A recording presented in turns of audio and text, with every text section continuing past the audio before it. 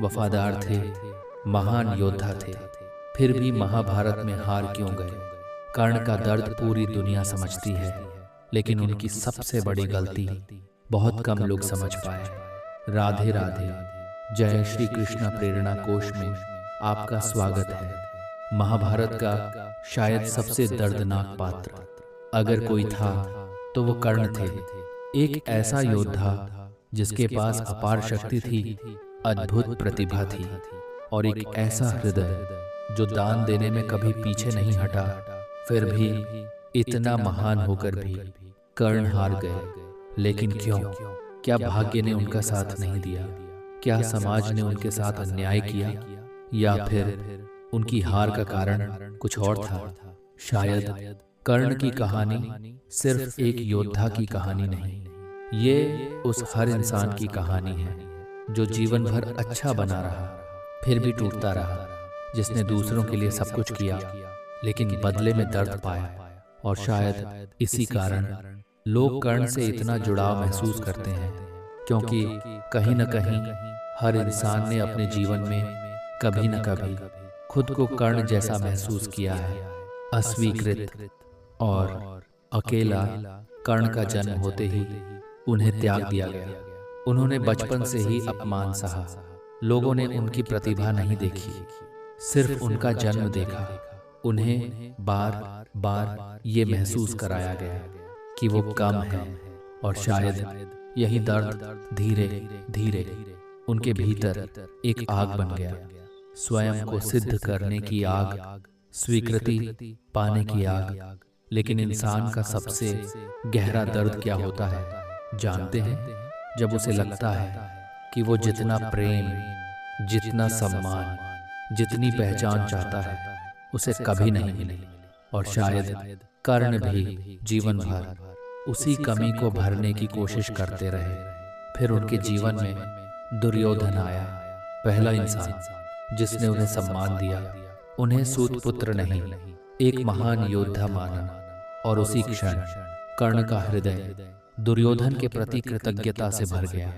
लेकिन शायद यहीं से उनकी सबसे बड़ी परीक्षा शुरू हुई, क्योंकि जीवन में सिर्फ अच्छा हृदय होना पर्याप्त नहीं, सही पक्ष में खड़ा होना भी जरूरी है। कर्ण जानते थे कि दुर्योधन अधर्म के मार्ग पर है। वो जानते थे कि द्रौपदी का अपमान गलत था। वो जानते थे कि पांडवों के साथ अन्याय हुआ। फिर भी उन्होंने दुर्योधन का साथ नहीं छोड़ा। क्यों? क्योंकि कई बार इंसान सत्य को जानकर भी उससे दूर चला जाता है, जब उसका मोह, उसकी कृतज्ञता या उसका अहंकार उसकी बुद्धि पर भारी पड़ने लगे। और शायद कर्ण के साथ भी यही हुआ।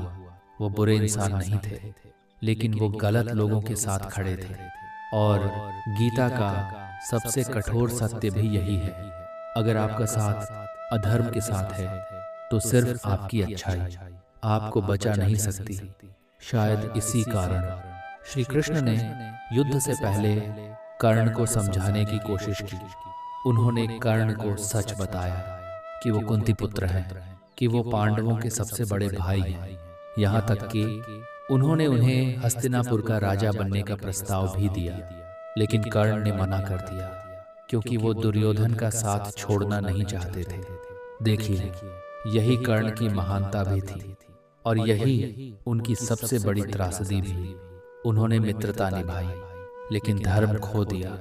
उन्होंने वफादारी चुनी, लेकिन सत्य से दूरी बना ली। और शायद जीवन का सबसे बड़ा संघर्ष भी यही है, जब हृदय और धर्म दो अलग दिशाओं में खड़े हो जाएं, तब इंसान क्या चुने? महाभारत हमें यही सिखाती है कि केवल भावनाओं से लिया गया निर्णय हमेशा सही नहीं होता, क्योंकि भावना कभी कभी इंसान को अंधा बना देती है। और कर्ण अपने दर्द, अपने अपमान और अपनी कृतज्ञता से इतने बंध चुके थे कि वो सत्य देखकर भी उसे स्वीकार नहीं कर पाए। लेकिन क्या इसका मतलब ये है कि कर्ण गलत थे? शायद जीवन इतना सरल नहीं होता। इंसान पूरी तरह अच्छा या बुरा नहीं होता। हर इंसान के भीतर प्रकाश भी होता है और अंधकार भी। और शायद कर्ण की सबसे बड़ी पीड़ा यही थी कि उनका हृदय अच्छा था लेकिन उनकी दिशा गलत थी। और यही कारण है कि महाभारत में इतना महान होकर भी वो जीत नहीं पाए, क्योंकि गीता कहती है केवल शक्ति पर्याप्त नहीं, केवल अच्छाई भी पर्याप्त नहीं। जब तक इंसान धर्म के साथ न खड़ा हो। लेकिन कर्ण की कहानी सिर्फ हार की कहानी नहीं है, वो एक चेतावनी भी है कि जीवन में दर्द आपको कठोर बना सकता है, अस्वीकृति आपको गलत दिशा में ले जा सकती है। और अगर इंसान अपने भीतर के घावों को नहीं समझता तो वही घाव धीरे धीरे उसके निर्णयों को नियंत्रित करने लगते हैं। शायद कर्ण युद्ध में पांडवों से नहीं हारे, वो अपने भीतर के दर्द से हार गए, अपने अहंकार से हार गए, अपने मोह से हार गए। और शायद यही कारण है कि आज भी कर्ण की कहानी सुनकर लोगों की आंखें भर आती हैं, क्योंकि हम केवल उनकी हार नहीं देखते, हम उस इंसान को देखते हैं जो पूरी जिंदगी बस स्वीकार किया जाना चाहता था। लेकिन शायद महाभारत का सबसे गहरा सत्य यही है, अगर आपका मार्ग सत्य से दूर है तो आपका गुण भी आपको अंत तक नहीं बचा सकता।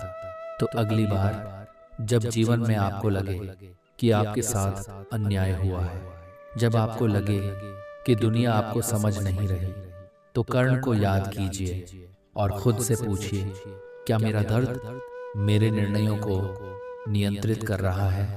क्योंकि शायद इंसान की सबसे बड़ी हार बाहरी युद्ध में नहीं होती, वो तब होती है जब उसका भीतर का दर्द उसकी बुद्धि पर अधिकार कर लेता है। लेकिन क्या केवल कर्ण ही अपने दर्द से हार गए थे, या फिर हर इंसान कहीं न कहीं अपने भीतर एक ऐसा घाव लेकर जी रहा है जो धीरे धीरे उसके निर्णयों को बदल रहा है? क्योंकि अक्सर इंसान बाहर से जैसा दिखाई देता है वो भीतर से वैसा नहीं होता। कुछ लोग हंसते बहुत हैं लेकिन भीतर से टूटे होते हैं। कुछ लोग क्रोध में रहते हैं लेकिन वास्तव में उन्हें केवल प्रेम चाहिए होता है। और कुछ कर्ण की तरह अपमान और अस्वीकृति को इतनी गहराई से अपने भीतर बसा लेते हैं कि पूरा जीवन उसी दर्द के अनुसार जीने लगते हैं। 8-2 शायद इसीलिए श्री कृष्ण बार बार मन को समझने की बात करते हैं, क्योंकि जब तक इंसान अपने भीतर के घावों को नहीं समझेगा तब तक वो यह भी नहीं समझ पाएगा कि उसके निर्णय वास्तव में चेतना से आ रहे हैं या दर्द से। सोचिए, अगर कर्ण को बचपन में सम्मान मिला होता, अगर उन्हें बार बार नीचा न दिखाया गया होता, तो क्या वो वही निर्णय लेते? शायद नहीं। लेकिन जीवन की यही कठोर सच्चाई है, दर्द इंसान को या तो गहरा बना देता है या अंधा। और शायद कर्ण दोनों के बीच कहीं खड़े थे। उनके भीतर करुणा भी थी और क्रोध भी, दान भी था और अहंकार भी। वो महान भी थे और भीतर से घायल भी। इसीलिए उनकी कहानी इतनी वास्तविक लगती है, क्योंकि महाभारत का कोई भी पात्र पूर्ण नहीं था। हर व्यक्ति अपने भीतर किसी न किसी युद्ध से लड़ रहा था। अर्जुन भय से, भीष्म प्रतिज्ञा से, दुर्योधन अहंकार से और कर्ण अपनी पहचान के दर्द से। लेकिन इन सब के बीच एकमात्र श्री कृष्ण थे जो भीतर से पूर्ण थे। क्यों? क्योंकि उन्होंने अपने दर्द को अपनी चेतना पर अधिकार नहीं करने दिया। और शायद यही गीता का सबसे बड़ा ज्ञान है कि इंसान के जीवन में दर्द आना गलत नहीं। दर्द गलत तब होता है जब वही दर्द उसकी दृष्टि बन जाए, जब इंसान हर निर्णय अपने घावों से लेने लगे। और शायद कर्ण धीरे धीरे यही करने लगे थे। उन्होंने दुर्योधन में सिर्फ मित्र नहीं देखा, उन्होंने उसमें वो इंसान देखा जिसने पहली बार उन्हें स्वीकार किया था। और जब इंसान स्वीकृति के लिए तरस रहा हो, तब वो कई बार सत्य और असत्य के बीच का अंतर भी खो देता है। लेकिन क्या इसका अर्थ यह है कि कर्ण प्रेम के कारण हारे? शायद नहीं, वो मोह के कारण हारे, क्योंकि प्रेम इंसान को मुक्त करता है, लेकिन मोह उसे बांध देता है। और कर्ण अपने अतीत, अपने अपमान और अपनी कृतज्ञता से इतने बंध चुके थे कि वो स्वयं को सत्य के सामने भी बदल नहीं पाए। लेकिन शायद जीवन हम सबको कभी न कभी ऐसे मोड़ पर लाकर खड़ा करता है जहां हमें चुनना होता है अपना दर्द या अपना धर्म, अपना अहंकार या सत्य। और शायद इंसान का भविष्य उसी एक निर्णय से बदल जाता है। शायद इसीलिए महाभारत केवल एक युद्ध नहीं थी, वो इंसान के भीतर चलने वाले संघर्ष का दर्पण थी, जहां हर पात्र हमारे भीतर के किसी भाव का प्रतीक है। और कर्ण उस दर्द का प्रतीक थे जो इंसान को महान भी बना सकता है और उसी दर्द में बांध भी सकता है। उन्होंने जीवन भर सम्मान चाहा, स्वीकृति चाही, अपनापन चाहा, लेकिन शायद उन्हें सबसे ज्यादा जरूरत अपने भीतर शांति पाने की थी, क्योंकि जिस इंसान की पहचान दूसरों की स्वीकृति पर आधारित हो, वो कभी भीतर से मुक्त नहीं हो सकता। और शायद यही कारण है कि कर्ण जैसे महान योद्धा भी अंत में हार गए, क्योंकि बाहरी शक्ति से पहले भीतर की स्पष्टता जरूरी होती है। और गीता हमें यही सिखाती है कि इंसान का सबसे बड़ा युद्ध बाहर नहीं, भीतर होता है, जहां उसे हर दिन अपने मोह, अपने अहंकार, अपने दर्द और अपने धर्म के बीच चुनाव करना पड़ता है। कर्ण बुरे नहीं थे, लेकिन कई बार सिर्फ अच्छा होना पर्याप्त नहीं होता। अगर आपकी दिशा गलत हो तो आपकी अच्छाई भी आपको सही मंजिल तक नहीं पहुंचा सकती। और शायद महाभारत का सबसे गहरा सत्य यही है, गलत लोगों के साथ खड़े होकर सही इंसान बने रहना संभव नहीं, क्योंकि संगति धीरे धीरे इंसान की चेतना बदल देती है। और अगर इंसान अपने भीतर के घावों को नहीं समझता तो वही घाव उसका भविष्य लिखने लगते हैं। लेकिन कर्ण की कहानी हमें निराश करने के लिए नहीं है, वो हमें जागृत करने के लिए है, ताकि हम अपने भीतर झांक सकें और खुद से पूछ सकें, क्या मैं भी कहीं अपने दर्द के अनुसार निर्णय तो नहीं ले रहा?